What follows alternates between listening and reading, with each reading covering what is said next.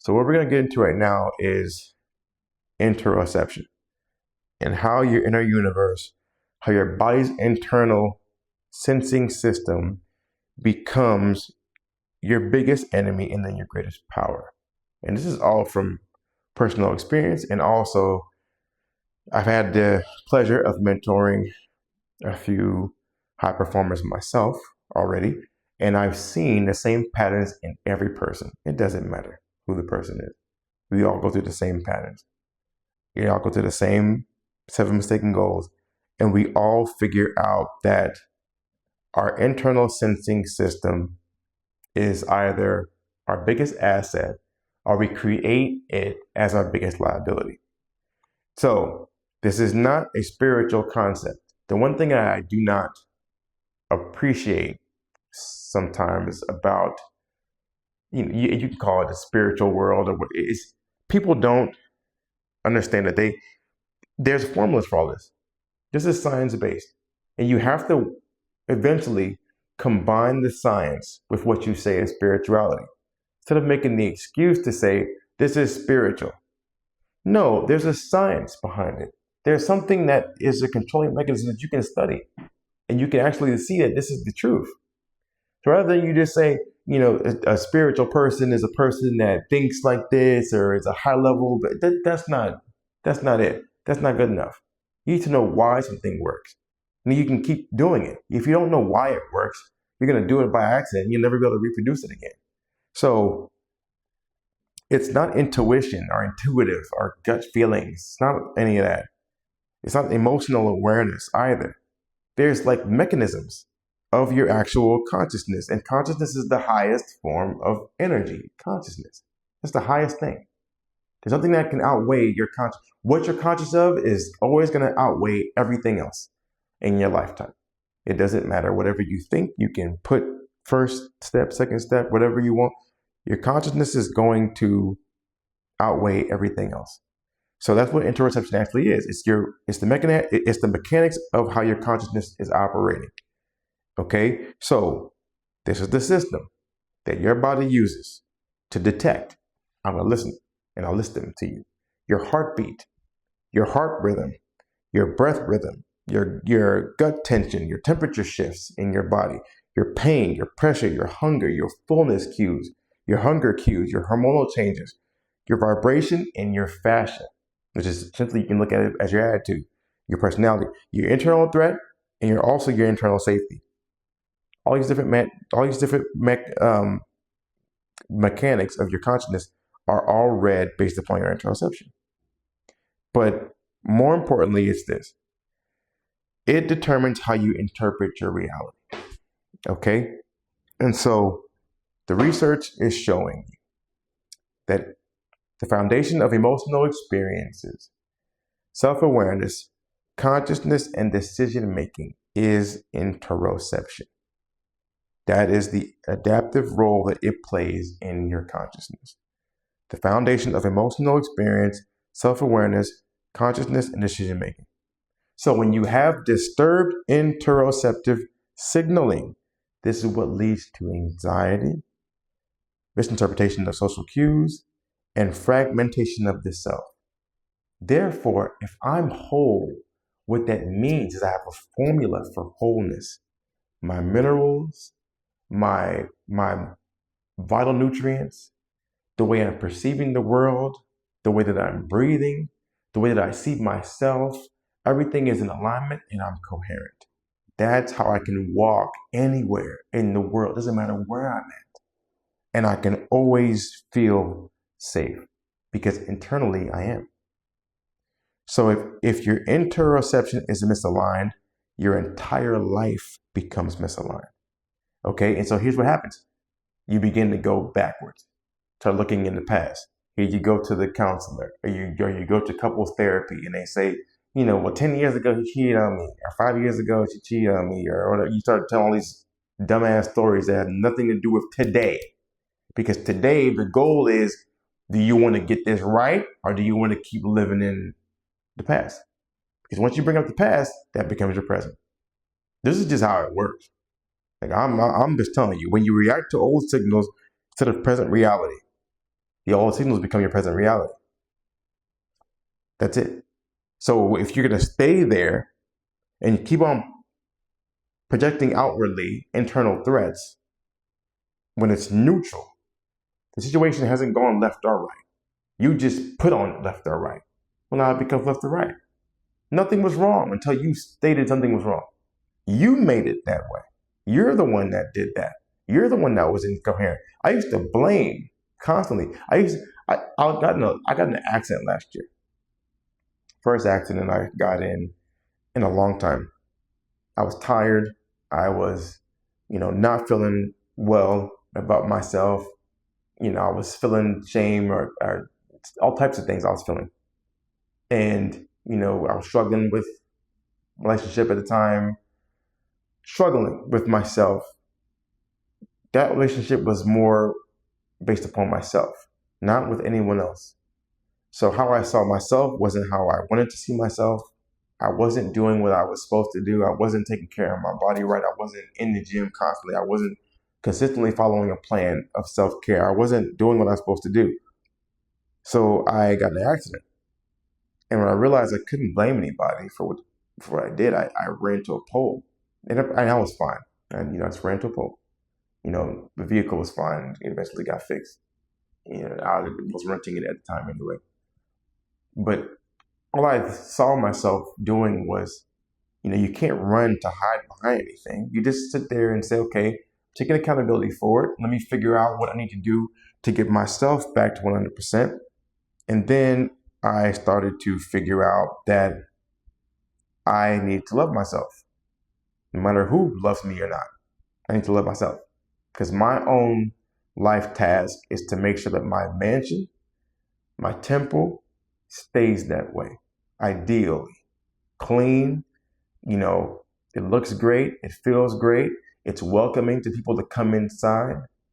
That's what I started to understand.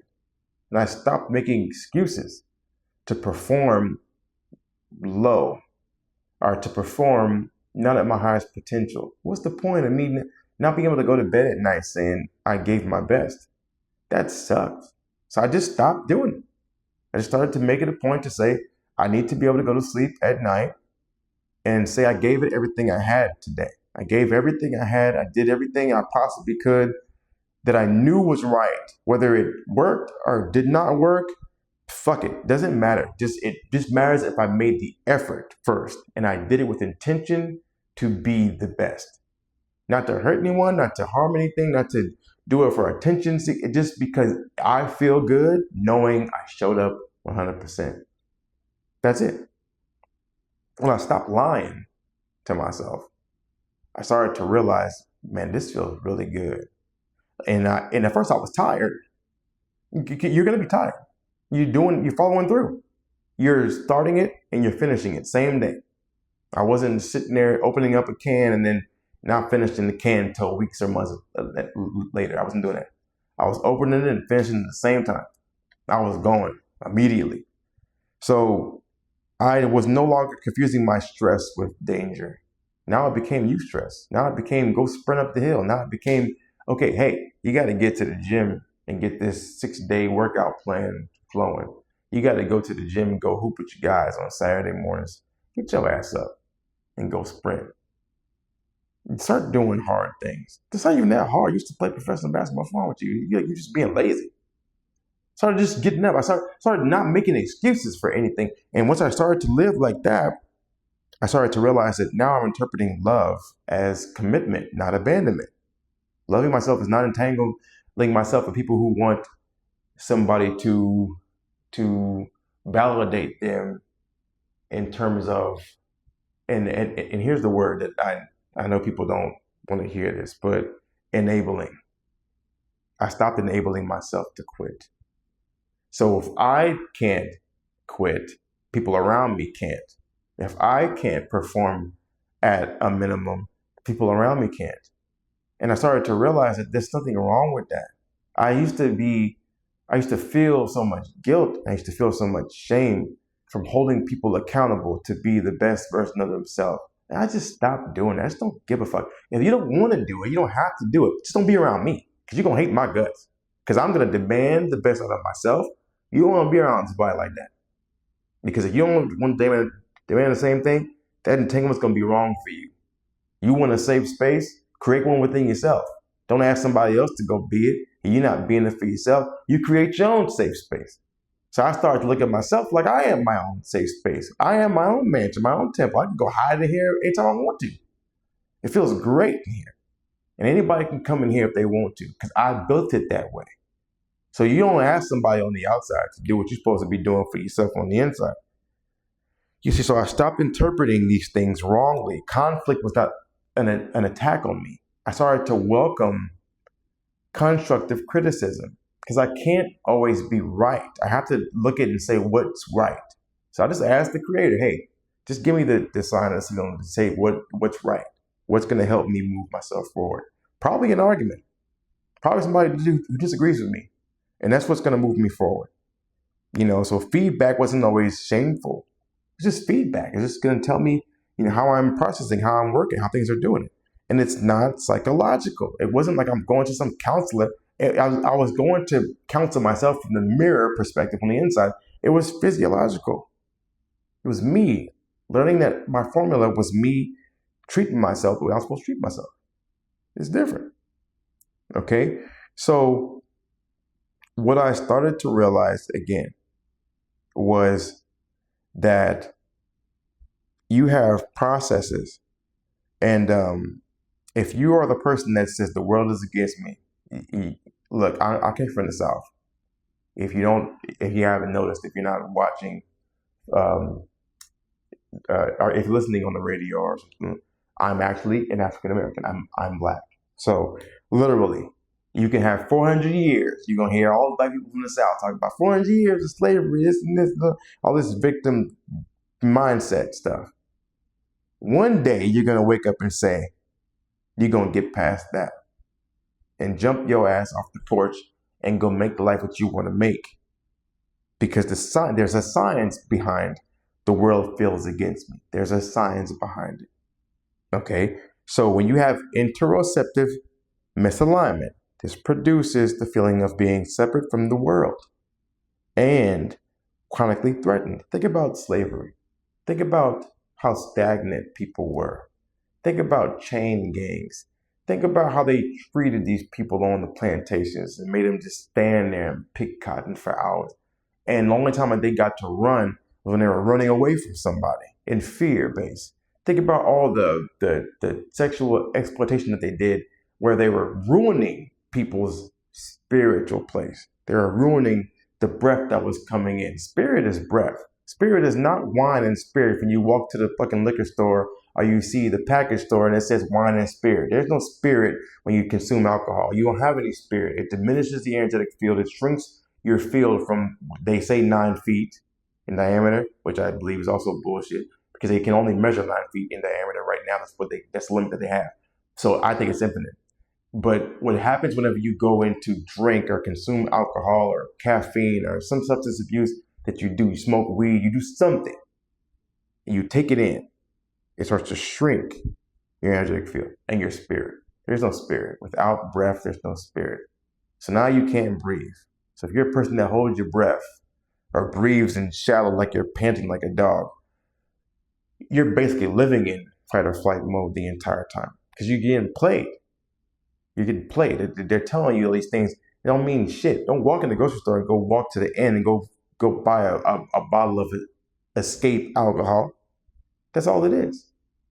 And yeah, I've drank before. I don't do it now. I would never touch a glass of anything to distort my energetic field. Because foolishness. I'm going to further take myself away from being conscious and aware of myself and my signals. Think about that. How stupid is that? But you don't know that because they're not telling you that. It's the complete opposite of what they tell you. You see, I thought as a child I was unsafe. I wasn't unsafe. My interoception was unsafe. I had parasites all over my head, ringworms, and all these foolish things. I had not eczema. I suffered from epilepsy, so I had seizures constantly. I couldn't sleep. So constantly I was always up. I was so acidic, overly acidic. Eating so much bad food, I'm always afraid of something occurring in my environment. It was awful, just because of interoception. You see, and nobody can help me regulate myself because I didn't know anything about that. I understand what Wilhelm Reich and these individuals now from this last century have talked about orgone energy. I didn't create orgasmic power until I started doing it maybe last year. But I completely understood that this was the concept that I needed to raise. This is the prana, the chi, the key. What they talk about in ancient texts was that I generate the energy that I now have to regulate within myself. It's all on me. So as an athlete, I wasn't disrespected. As an athlete, I was fine. It was, again, my interoception misread the dominant hierarchies as an attack. So I didn't take instruction well. I'm looking at my coaching staff and I'm like, they're just out to get me. They weren't out to get nobody. They can't do what I do. So hopefully they would hope that I do it the best I can do so I can help them be successful. You think about that. If you're an athlete and you're going onto a team, your coaching staff wants you to be successful because it helps them be successful. Why would you think that they want you to suffer? It's stupid. Like as a husband, I wasn't abandoned. Yeah, I can say all the stories. Oh, my wife left me on the side of the road and it was on me. It was on me. It was on me. It was my interoception that interpreted emotional distance as a threat somehow. But I was too embedded in somebody else's life task. I need to be embedded in my own life task. Don't have anything to do with her life task. I was the one that says, okay, I want to make this brand or company or I need to go do it. She don't have to do any of that stuff. It's on me. And I'm sitting there saying what I want to happen, but you don't say what you want to happen and try to control how it happens. You don't do that. So ultimately, me involving myself in somebody else's life task caused me to be kicked out of it. Good. That's what happened to you? Good. Hope you get your ass left so that you can go find what you're supposed to be doing and prioritize that. That's what's supposed to happen. As an entrepreneur, I wasn't unlucky. I didn't, attract, based on bad luck. It wasn't based on bad luck that I got involved in bad things or financial scheme or scams. It wasn't bad luck. It was literally just me. I had no idea, based on naivety, what was going on. So I'm triggering avoidance and collapse. So I'm not facing or looking at the things that are right in front of me that are saying this isn't right. Things aren't right.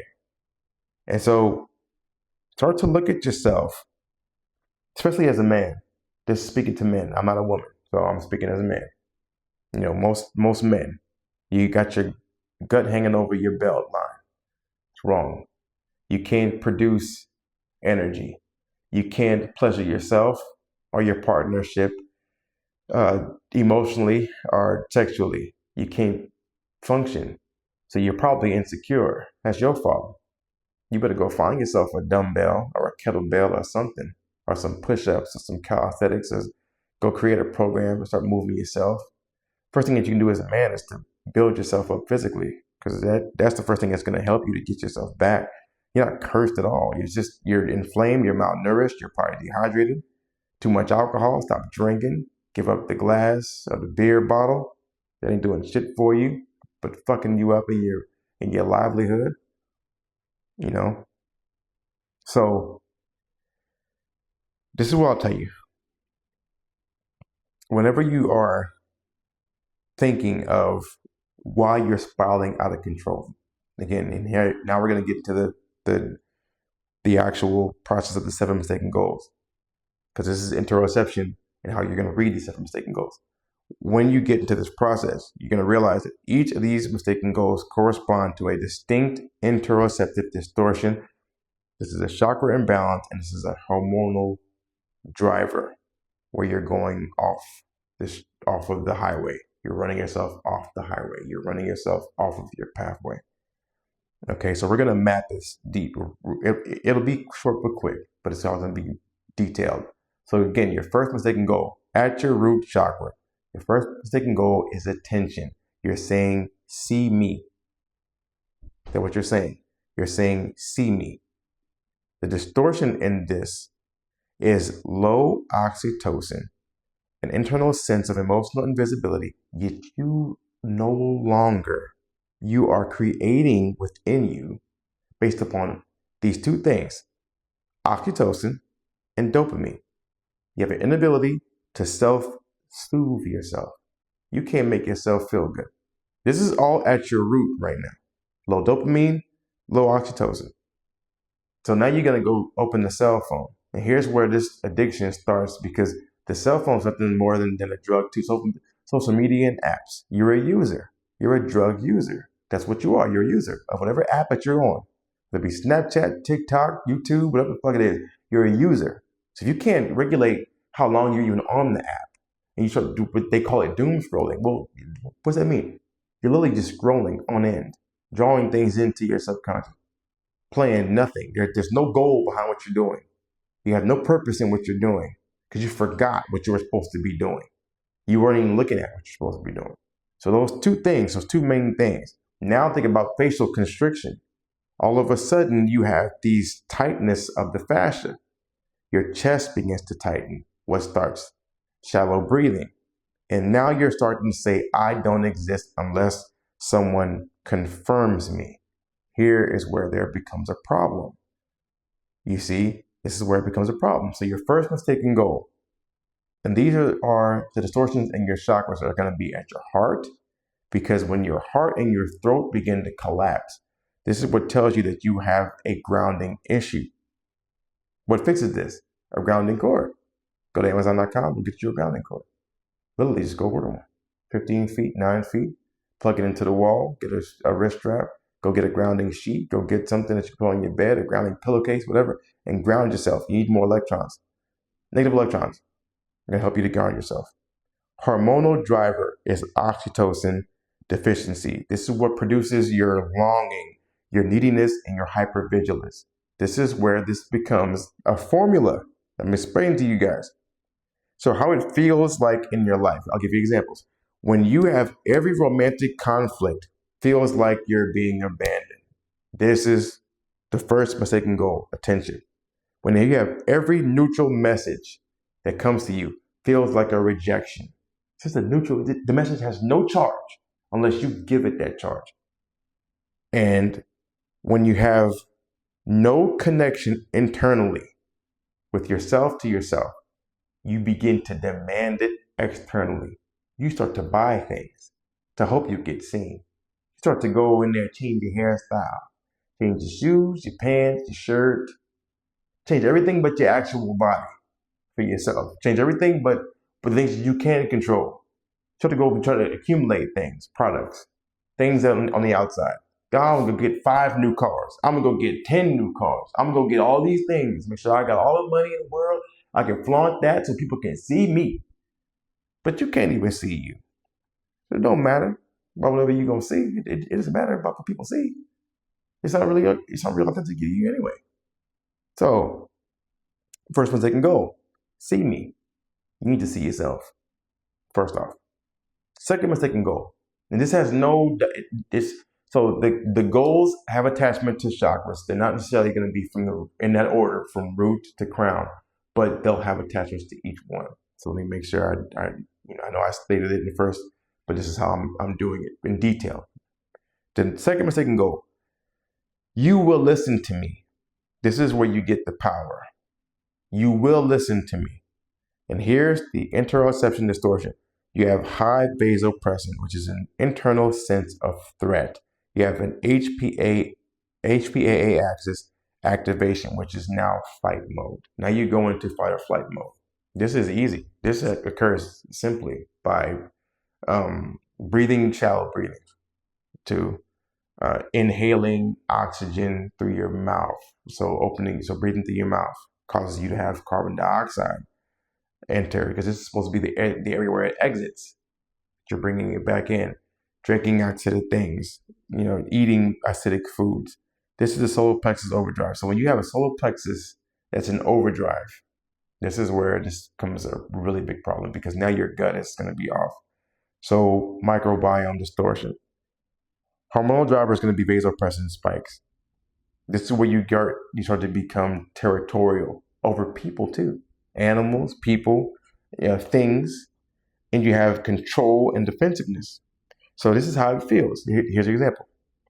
When you feel disrespected when no disrespect occurs, you don't know no disrespect occurred, but you perceive that that's what occurred because that's what's going on internally.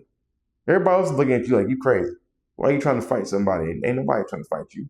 But you think that there's disrespect. You can go to a street ball game or something. You can go to a pickup game. Somebody flips out over something. Nothing's happening. The person is just internally not regulated, and then something occurred, and all of a sudden there's this explosion that is happening. Dude, you got to fix what's going on internally. Stop getting so fucking angry. That's what it is. Think about people who arguing with the referees. You see Draymond Green at Golden State. What you arguing with the referee for? You will listen to me. No, bro, they won't. I'm telling you, that's how it works. They won't. You didn't hear yourself. So now, all of a sudden, you're interpreting boundaries as like competition.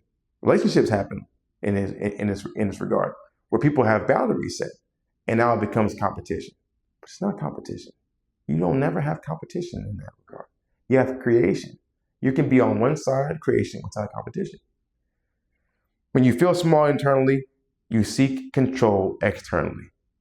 I'll say it again. When you feel small internally, you seek control externally. You feel small on the inside. So all of a sudden, you got to go get the biggest truck, the biggest car. You got to go get the most nicest thing because you have to have some element of control externally. That's what happens. People trying to show out for no reason. Second mistaken goal, power. Third mistaken goal is revenge.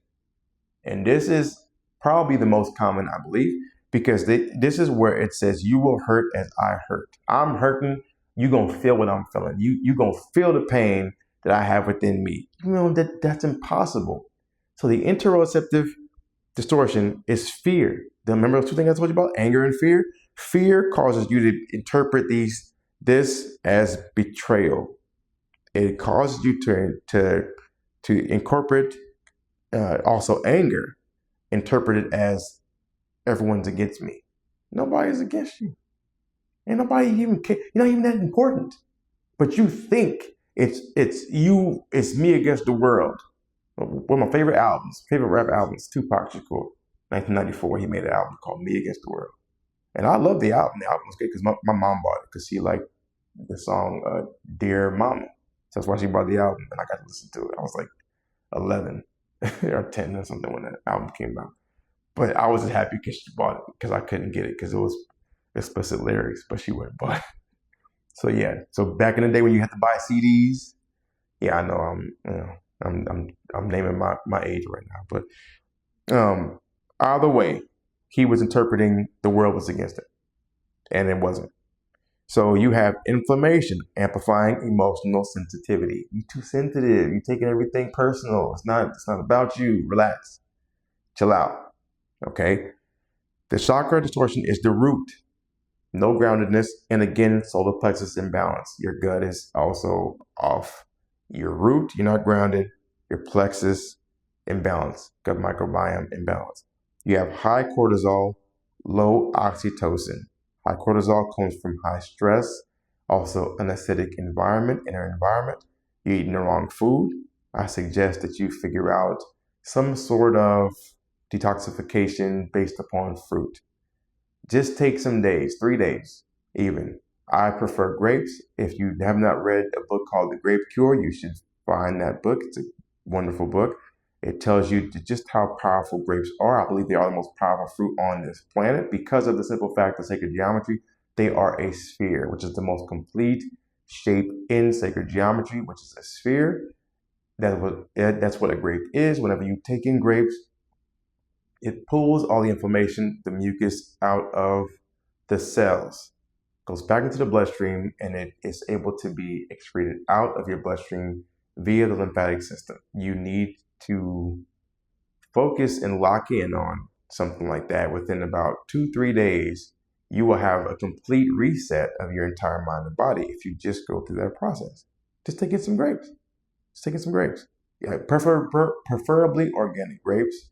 You don't need to go. I mean, if you do get non-organic grapes, get a solution that you can clean them with. You can purchase a solution at the store. There's solutions everywhere. You can go to Sprouts. You can go get, vinegar and even baking soda and some water will do. But preferably go for organic. It's always great. Now, what this does, again, high cortisol, low oxytocin, again, revenge, produces resentment, story creation, rumination. You start making up shit. This person's out to get me, but you think of it like high school. Like you thinking of yourself like you're in middle school, you're in high school. This girl took my man, this our guys, she stole my girl, but start making up shit. It's just you making up all kind of shit. You have no property owned at all, but you start making up stuff to produce resentment, to cause yourself resentment. It's crazy, but you're doing it. Now, how does this feel? You escalate minor issues. Things that are simple, you become so petty that now you raise the roof on these things. You explode with anger for no reason. These things can be easily avoided, but you just start to cause conflict over conflict that you started. You start to hold grudges. You know how much energy that takes for you to hold a grudge? Get over it. Let that shit go. Forgive whatever happened and let it go. Because you're wasting your time and your energy. Just killing yourself faster. And you feel like people owe you something. Nobody owes you anything. The world doesn't owe you anything. You have no sense of entitlement. You don't get entitlement over here. That's not how this thing works. You're going to get what you put out. That's called the golden rule perspective. You will get back to you what you are putting out. That is it. That's a boomerang principle, a boomerang perspective. It's going to come back to you. So whatever your thoughts have been putting out, that's what's going to come back to you. Next up, the fourth mistaken goal is inadequacy. What does that mean? That means you start to say, I can't do that. I don't know how to do that. There's no way. It's impossible. There's no way that I can accomplish this goal. There's no way that I can make this happen. So you start tell yourself, I'm inadequate. I can't. There's no way. Which is the only lie in the universe is when somebody says I can't. That's a lie. It means you don't want to try. And then that's also a lie. It means you just don't want to do it because trying does not exist. You can't try to do anything. I can't try to speak to you right now. I can speak to you or I can shut the fuck up. There's just two things I can do. I can speak, be quiet. I can't try to speak. It's not going to happen. I'm either going to speak or I'm not going to speak. So here's your inadequacy. Your mistaken goal in your life lie talking about I can't do something. Here's an interoception distortion. Again, low dopamine. And this is where you go pick up your damn cell phone. Now you become addicted to the damn cell phone. Your low dopamine causes you to have no motivation because you won't set a goal. You so weak. You such a coward that you don't want to make a decision. You know why? You think you have to walk into a grocery store and the entire aisle is supposed to be for you, but it's not. It's only what's on that aisle that's in alignment with you that's for you. You can't have options that are endless options for no reason. They're not in alignment with you. You leave the things that are not in alignment with you and you go for the things that are in alignment with your higher self. So you don't need to have endless amounts of options. Choose something. Just pick one. And after you pick one, you can always pick something else. If you want something else, pick 5 of them. Pick 6 of them. But you got to pick something. If you don't cut yourself off from not having something, you never get it. That's just how it works. The next thing is gut dysbiosis. You have these depressive states inside of your body because of your gut. Here's where you start to realize how important your gut is. Yes, you do have a gut-brain connection. You have a gut-brain connection. Okay? And that's where people start to realize that there's an enteric nervous system. Enteric nervous system is inside your gut that goes to connect to your CNS. Up here inside your brain, you have to have this connection. It needs to be pure, needs to be clean.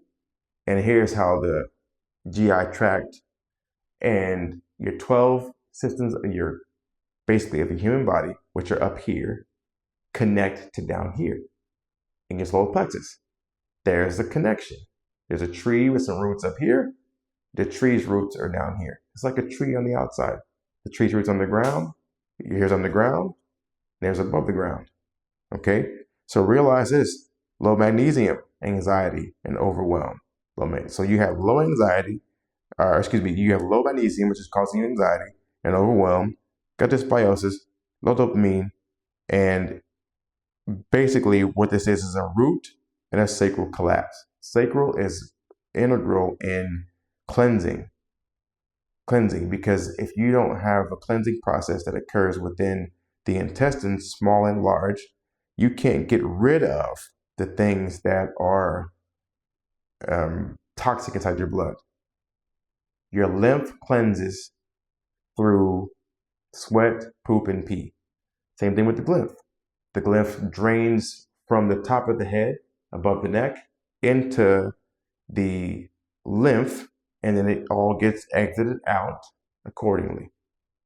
So the hormonal driver, dopamine deficiency, producing procrastination, avoidance, and helplessness.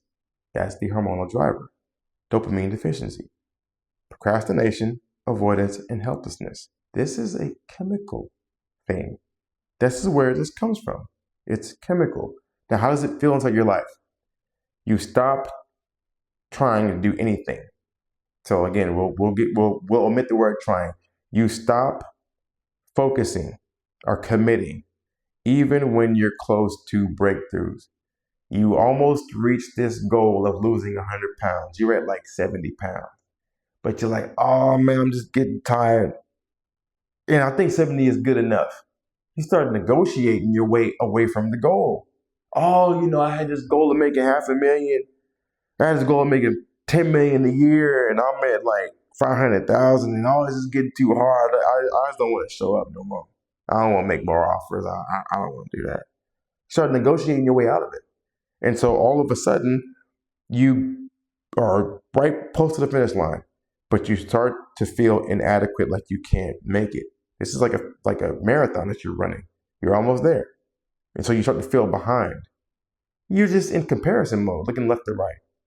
Okay, and then also opportunities slip away because your internal signal says, don't move.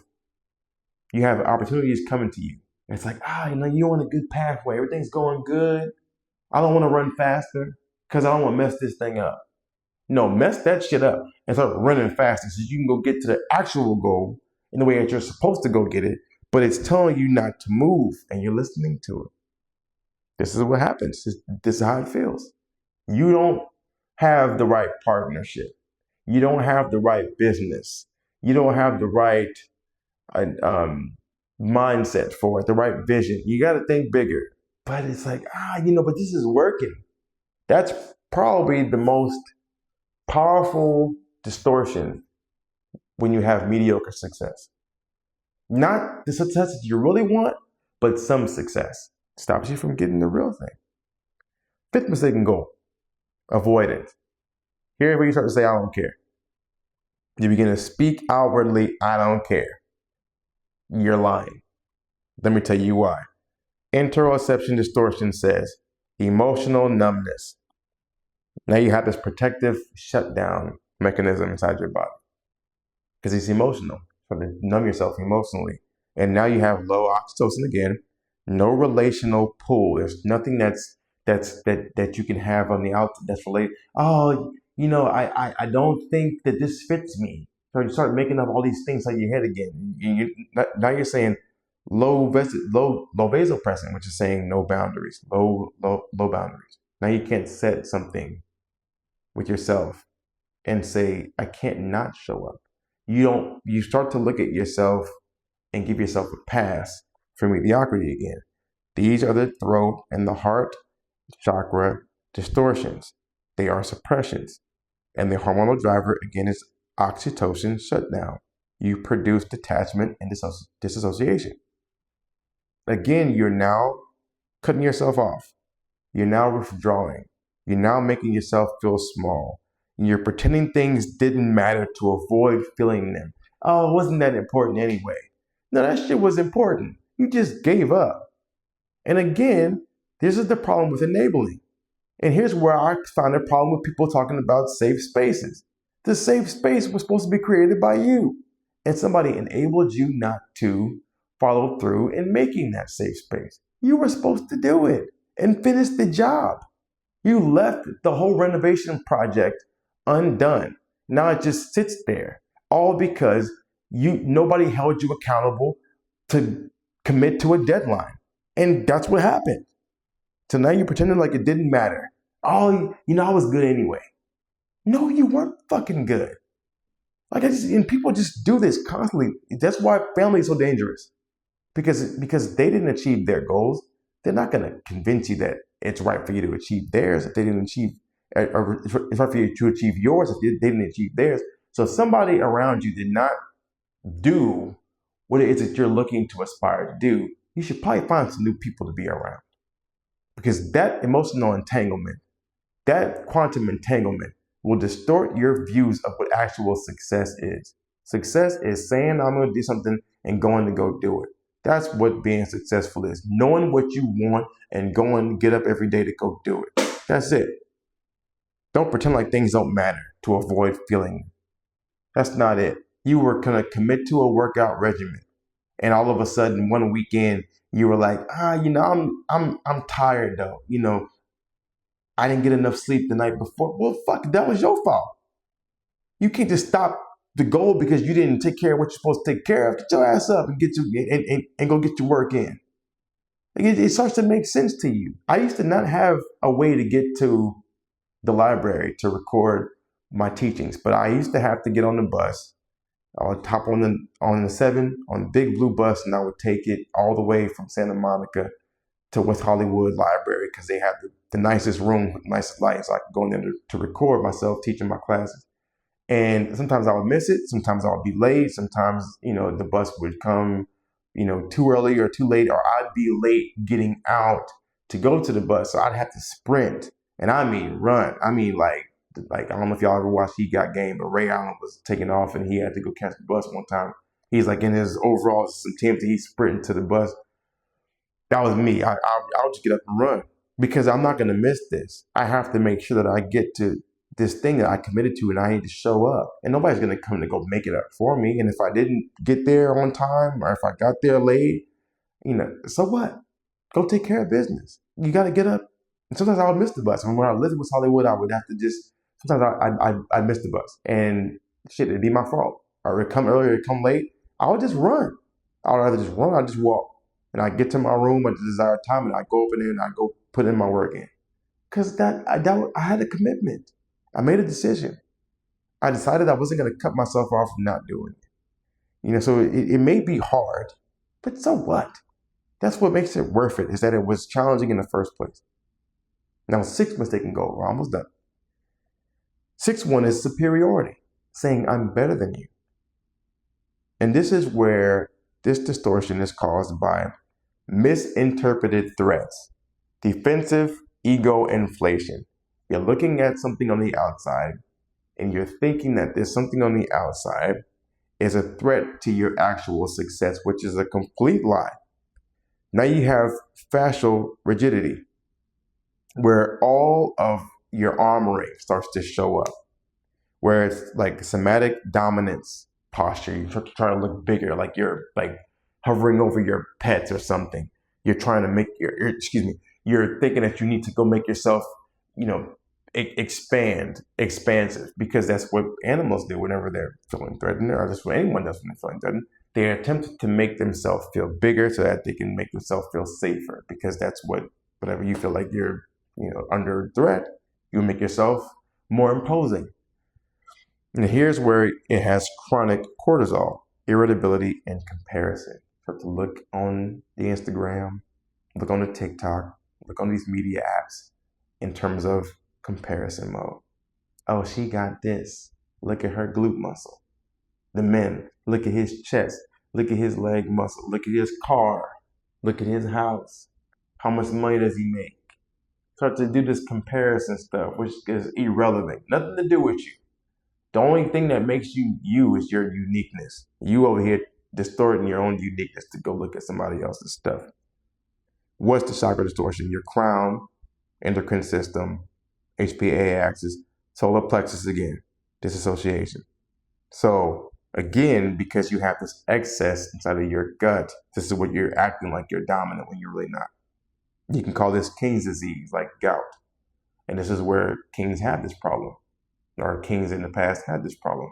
You know, most of the conquerors that you see had awful guts. You can look it up in history. Hitler suffered from an awful gut. They said his gut was disgusting. He had terrible autoimmune issues with his gut. So I'm pretty certain that if that was him, you look at the Axis powers. They had Mussolini was another one from Italy. What other dictators do you see? Napoleon. They said he had an awful gut. He's a little short, little pudgy, little fat guy. Alexander the Great, another one with a terrible gut. These people suffer from awful gut issues. Again, you want to consume death, you're going to become that. Hormonal driver, high vasopressin, low oxytocin. So it's producing arrogance within a person, masking their insecurity.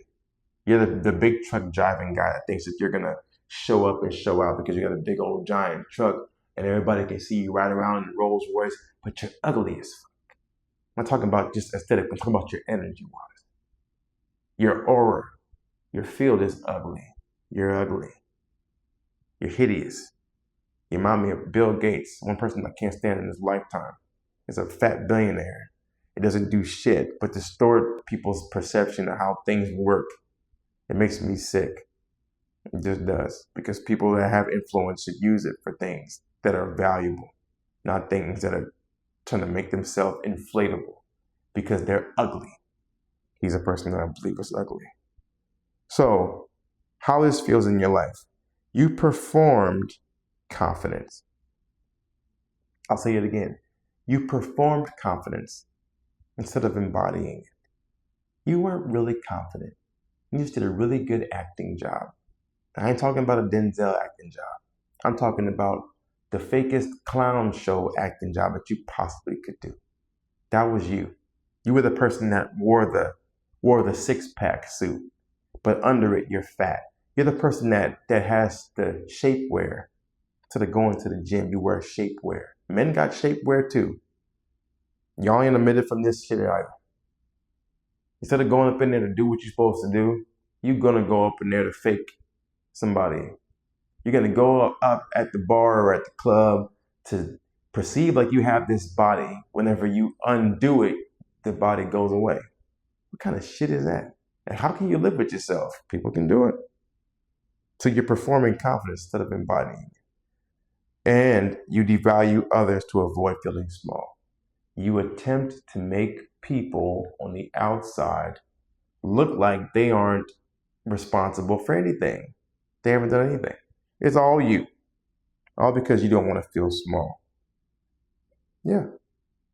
Last mistaken goal is escape. I'm out. You just checked out. What's the interoception distortion? Overwhelm, sensory flooding. This is parasitic driven behavior. Why does this matter? Because this is where the parasites go to attack your head. Impulsivity, risk, this is where you start to put yourself in bad situations because of these parasites. These are the demons that are sending you to do things that you should not be doing because they don't go towards success. They go towards sabotage. Low dopamine causes, again, flight behavior. And the chakra distortion, again, is your root, collapse, and your crown. Literally the bottom and the top. The root for your groundedness, the crown that's supposed to have the connection to the whole, to the divine oneness. You ain't got it. Because it starts right here and then here. And these two things match up. So all of a sudden, the hormonal driver, dopamine depletion, producing avoidance of responsibility and discomfort. You do not want to take accountability for who you are, what you're putting out, what you're doing, your behavior. You're living in reactionary mode and you're not telling yourself that it's on you. I told y'all that whenever you have a problem in your life, you're the cause. It's just you. It's nobody else that is labeled as cause. It's just you. Why would you want somebody else to be labeled as the cause? It makes no sense. You want it to be just you. Everything's on you. You want it to be on you. That's a guarantee. And what happens, again, hormonal driver is dopamine depletion. This is where, again, the cell phone, man, I'm telling y'all, the cell phone, dopamine depletion starting to occur because now you produce avoidance of responsibility and discomfort. Here's where you start to do the doom scrolling thing, taking out the phone, start to do this here, and now the time just starts going away. But something needs to get done. And you didn't do it. Because all of a sudden, you have this depletion you needed to fill. You filled it in with something that wasn't valuable. And now, here's the escape. That's where the pornography hits. That's where these addictions of doom scrolling hit. That's where alcoholism, start to go smoke the weed. Whatever you need to do to check out of your responsibility, you start to find these things at the set of mistaken goal. And this is how it feels. You ran from stress. You ran from the love. You ran from commitment. You ran from confrontation. You ran from challenge. You ran away. You ran away from these things. You literally just turned, you saw it, you knew it was the point to which if you cross over it, it becomes a new you, and you said no to it. And this is not because you are a weak person. Again, this is the formula. But because your body was stuck in a protection mode based upon the physiology that you created within it. You did that. All you got to do is tell yourself that you did that. And then when you tell yourself that you did that, you can now undo it. That's the whole point. So the reason why you did not create the reality that you desired is because you did not accurately perceive yourself and who you were. And perception, again, is biology first. Dr. Bruce Lipton tells you this in The Biology of Belief. You literally are biology, and your belief is biology, and it creates biology. Psychology second, energy third, quantum field fourth, consciousness, which is fifth, which underlies everything, is consciousness. So then, that entanglement, that energetic web that you have, these things, these 7 mistaken goals that you are going through are what are driving your financial decisions. They're driving your relationship decisions. They're driving your friendship decisions, your business decisions. They're driving everything inside of your life. All you have to do is gather yourself, find the coherence so that you can read the dashboard properly. Go into your temple, into your home. See where those holes and those gaps need to be patched up. Take this thing down where you start to write these areas down. Because again, you have not because you asked not. You don't have coherence because you didn't ask for coherence. And then you never wrote the vision and make it plain. So that he who reads it will run to it. And even though it takes a long time, wait for it. And surely it will come at an appointed time. You get this in all these ancient texts telling you the same thing. Find some patience. Keep watering the flower. You will produce some trees with some fruit that you can then bear, and you can feed it to the community and eat it for yourself. It just takes time. Don't let yourself get carried away by these 7 mistaken goals. Everyone goes through them. Everyone has to meet these things. But once you're able to get your physiology under your control and figure out your own pathway in your own life task, prioritize those, I guarantee you'll see a drastic shift in how the new year, the new you, is actually going to come to fruition. Other than that, till the next video, I'll catch you guys later.